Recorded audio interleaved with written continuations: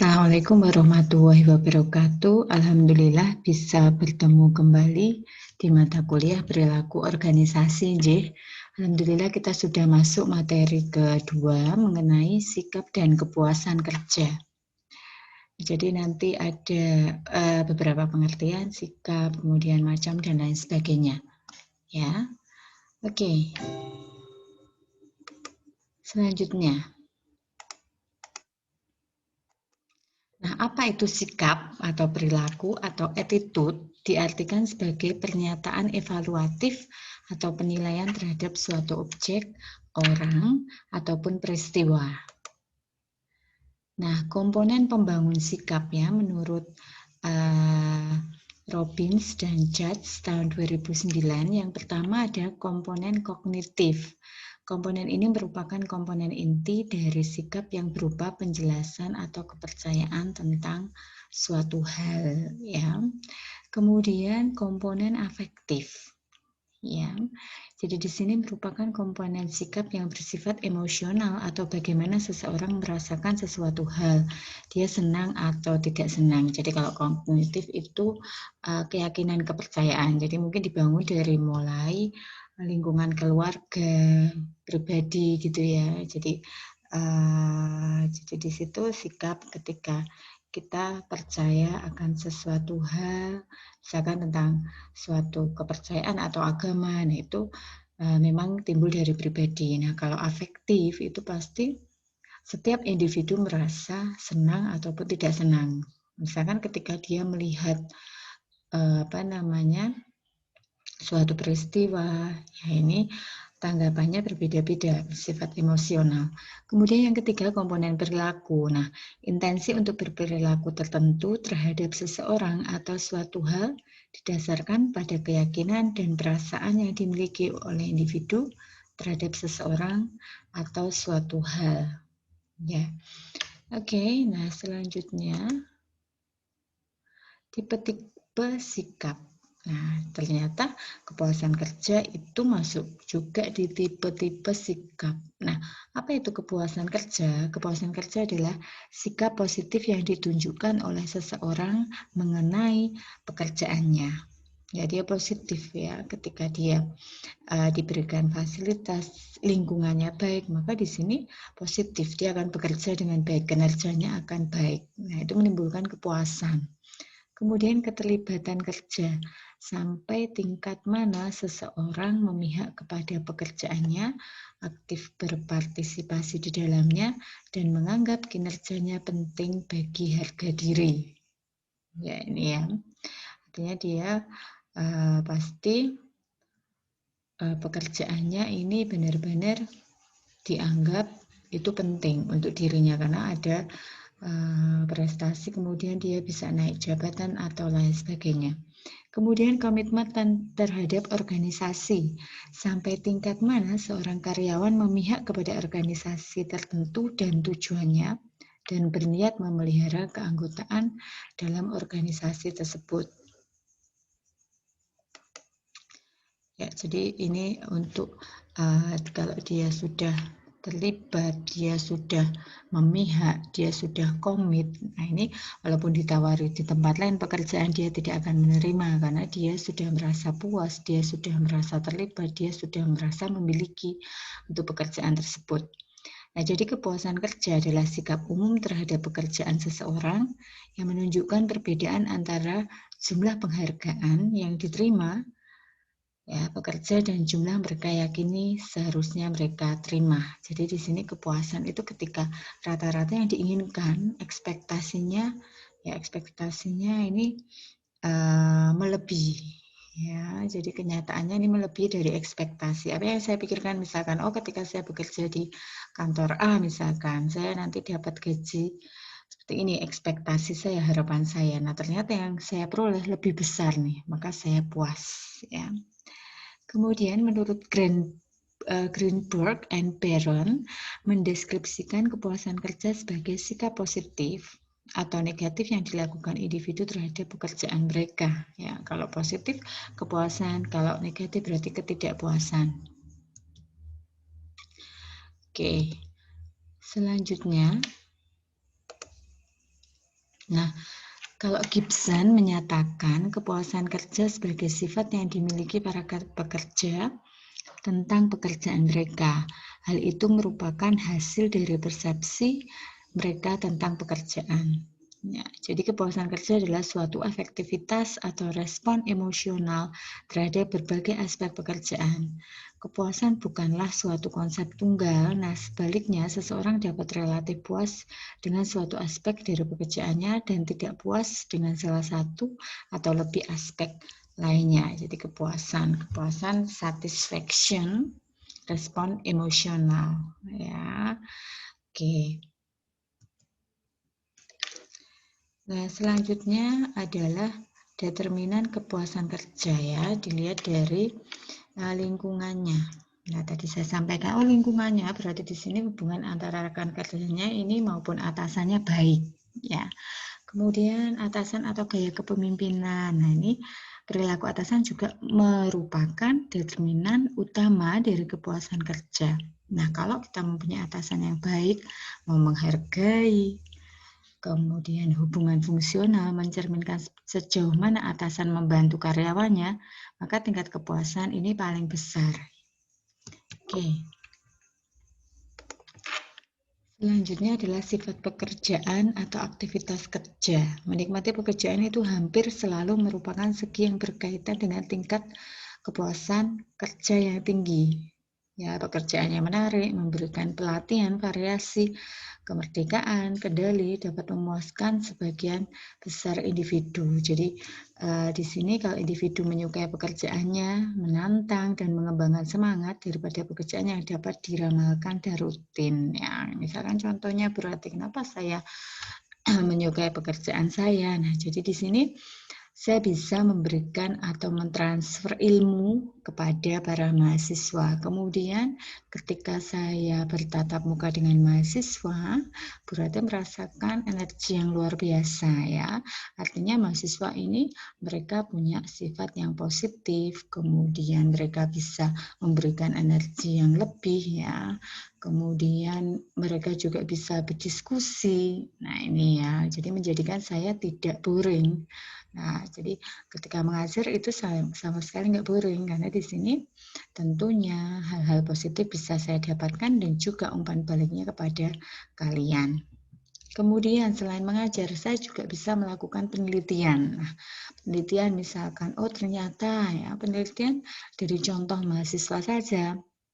Nah, contohnya kemarin kakak kelas kalian ini bisa menyelesaikan studinya 3,5 tahun. Nah, artinya di sini motivasi mereka untuk bisa lulus ya tepat waktu atau 7 semester itu luar biasa. Ya, berarti mereka puas, cukup puas juga. Dan tentunya dosen pembimbingnya juga puas membimbing dia karena dia sudah melakukan penelitian dengan baik. Nah, contohnya ambil aja penelitian tentang ketika mahasiswa itu yang sudah bekerja dia kuliah. Nah, ini apakah ini mengganggu pekerjaan mereka ketika ada tugas-tugas perkuliahan, ya. Ya, itu bisa diteliti. Atau misalkan, mahasiswa ini sudah pacaran, dengan sebelum pacaran ini, ya uji beda ya, dengan sebelum pacaran ada nggak nih hubungannya atau ada nggak nih pengaruhnya. Nah, ternyata sudah pacaran IPK-nya lebih tinggi atau sebaliknya. Nah, ini kan diteliti karena setiap individu itu mempunyai sisi yang unik, ya berbeda-beda. Oke. Kemudian yang keempat ada benefit, ya manfaat atau keuntungan saat menjadi anggota suatu organisasi, ya berpengaruh terhadap kepuasan kerja. Jadi ketika kita bekerja di instansi yang baik itu menjadi keuntungan untuk kita merasa bangga, ya. Oke.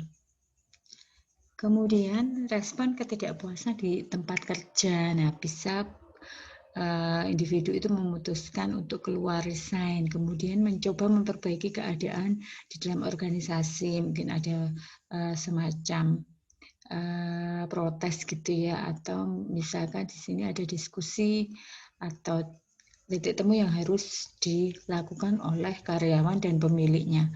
Kemudian secara pasif menunggu perubahan kondisi organisasi dan juga mengabaikan kondisi. Ya, jadi mereka kalau ini sudah pasrah, oh ya sudahlah, saya protes pun, saya demo pun, misalkan kalau di sini jeleknya mereka demo tapi nggak ada perubahan, akhirnya mereka ya sudah ya, yang penting kerja.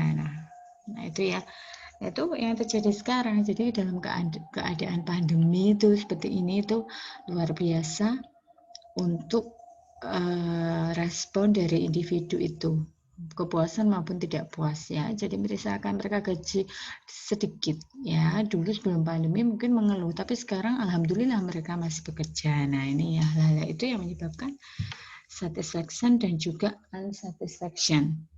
Kemudian, nah tadi ya, jadi di sini kalau artinya di sini mereka keluar, mereka sebenarnya tidak hanya aktif karena mereka bisa mengeksplor keterampilannya di tempat lain ya, atau mereka menyuarakan yang voice ini. Mereka berharap ketika mereka menyampaikan ke atasan ini bisa direspon ya. Tuh. Selanjutnya teori kepuasan ya. Ada teori dua faktor atau two factor theory. Teori keputusan kerja menyatakan bahwa kepuasan dan ketidakpuasan berasal dari kelompok variabel yang berbeda, yaitu motivator dan hygiene. Kemudian teori nilai, teori yang menyatakan bahwa kepuasan kerja tergantung kepada kesesuaian antara hasil yang diharapkan dengan hasil nyatanya diperoleh individu dalam pekerjaannya. Tadi saya sampaikan ya, ketika kita punya harapan, persepsi yang baik, kemudian hasil senyatanya kita diberikan lebih dari persepsi harapan itu namanya kepuasan. Oke. Nah, selanjutnya ada diskrepensi teori, ini dikembangkan oleh John Locke, bahwa kepuasan dan ketidakpuasan terhadap beberapa aspek dari pekerjaan mencerminkan kesenjangan yang dipersepsikan antara yang diinginkan dengan apa yang diterima ya. Kalau ketidakpuasan maka di sini ada gap. Ya, gap itu kesenjangan. Oh, ternyata yang diinginkan ini ketika didapatkan tidak sesuai. Kemudian seberapa penting apa yang diinginkan individu, dan juga kepuasan kerja secara keseluruhan adalah jumlah dari setiap aspek pekerjaan dikalikan dengan derajat pentingnya aspek pekerjaan bagi individu.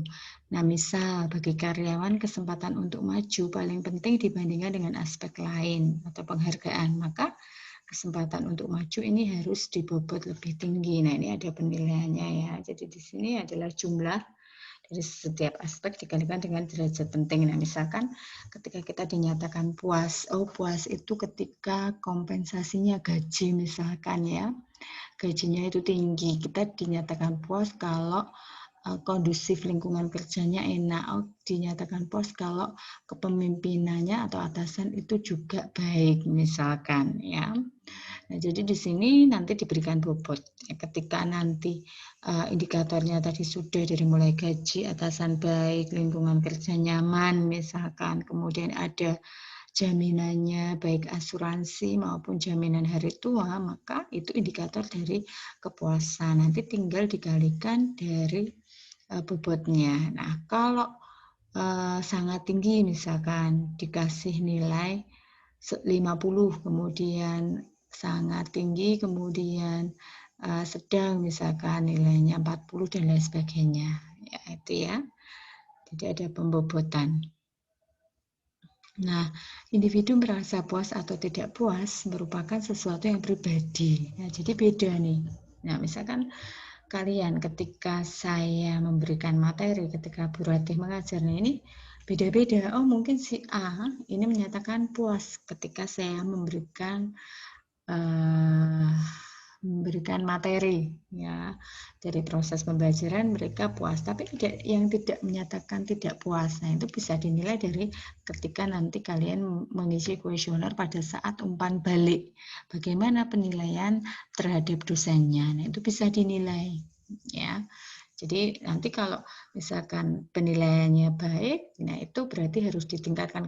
Tapi kalau enggak, kita akan ditegur sebagai dosen. Berarti kamu kurangnya ini loh. Karena pihak universitas sudah menyiapkan indikatornya apa.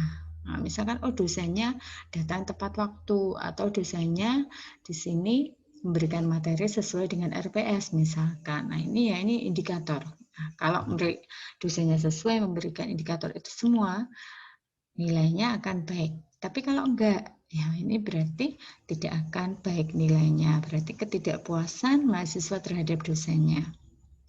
Ya, individu merasa tidak puas merupakan sesuatu yang pribadi, berbeda-beda karena sifatnya unik. Selalu saya sampaikan, satisfaction dan unsatisfaction itu unik. Setiap individu berbeda. Contohnya misalkan, ketika kita pergi ke restoran, kita makan, ya, Bu Ratih menyatakan itu enak karena restoran tersebut memang tidak menyajikan makanan pedas. Tapi misalkan suami saya bilang nggak enak, di situ hambar, nggak pedas sama sekali misalkan. Ini sesuatu yang unik. Saya puas di situ tapi tidak dengan suami saya.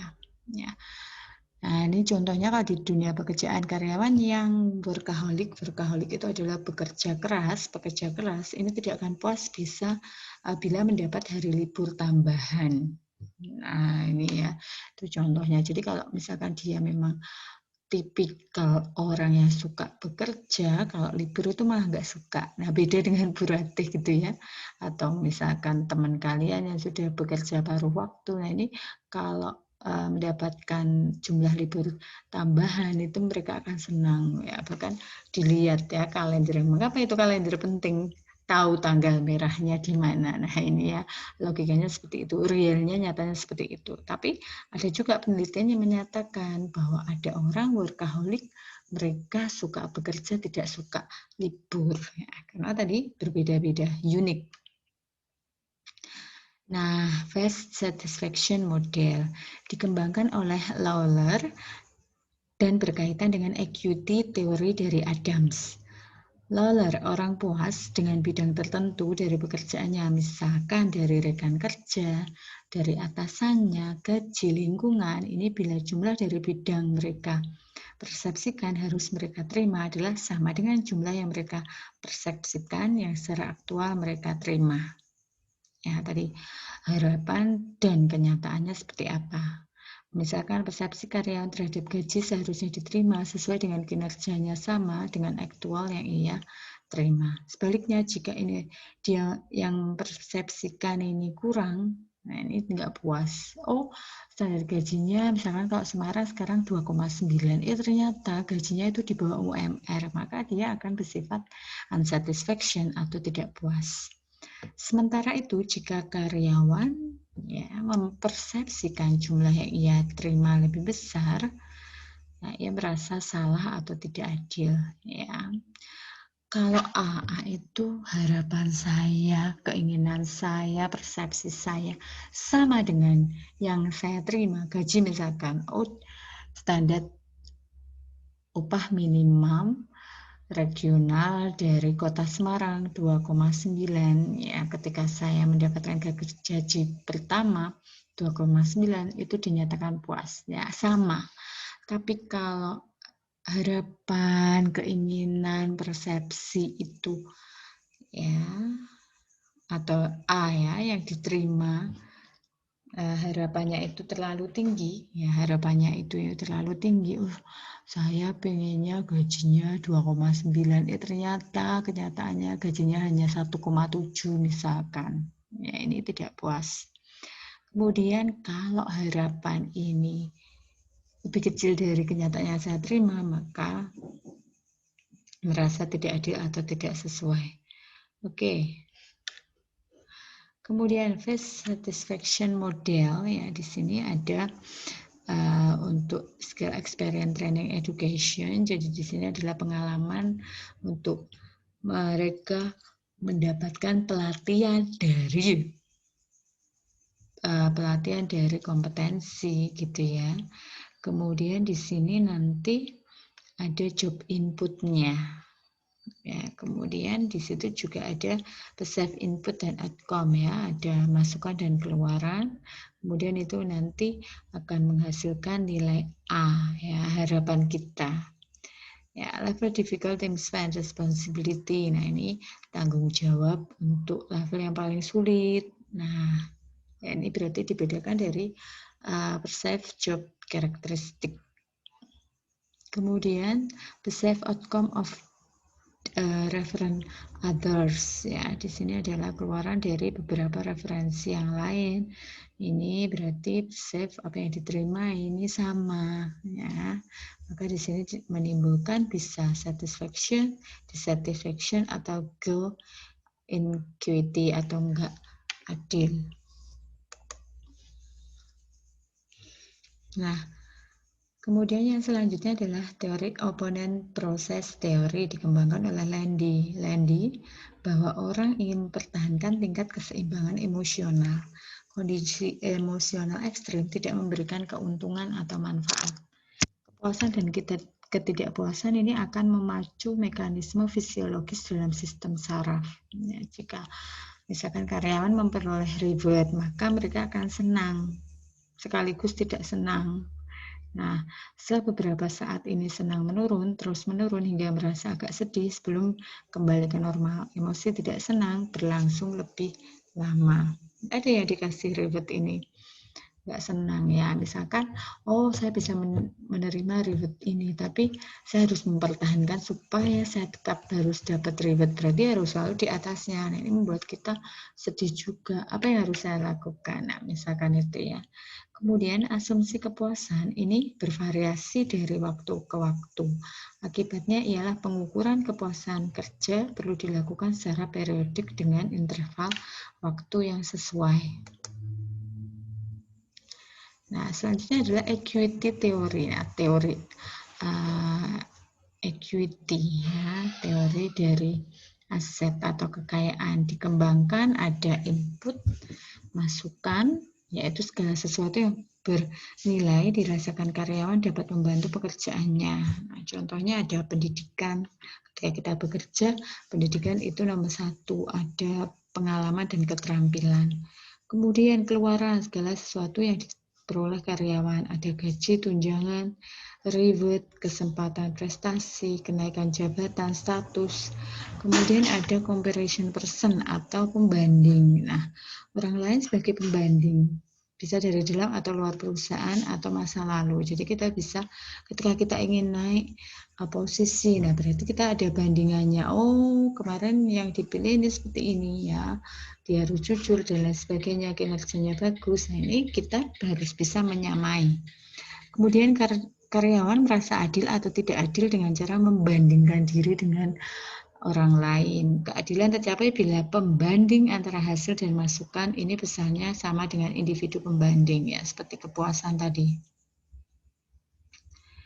Nah, kemudian ada Hesburg. Nah, ini mungkin di manajemen MSDM sudah pernah disinggung. Ada two factor theory, ya, ada hygiene factory atau dissatisfier, job context, intrinsic factor, dan maintenance factor. Yang kedua ada teori motivasi, ya, kepuasan, ya, motivasi, job content, dan intrinsic content. Nah, kita jelaskan satu persatu. Hygiene factor atau dissatisfier, yaitu faktor-faktor yang berkaitan dengan ketidakpuasan seperti gaji, kondisi kerja, supervisory, relasi sosial. Bila terpenuhi, tidak akan menimbulkan kepuasan kerja, melainkan hanya menimbulkan sikap netral. Bila tidak dipenuhi, maka menimbulkan ketidakpuasan kerja. Kemudian teori motivasi ya, faktor yang berkaitan kepuasan kerja seperti tanggung jawab, kesempatan untuk maju, pengakuan, kesempatan berprestasi.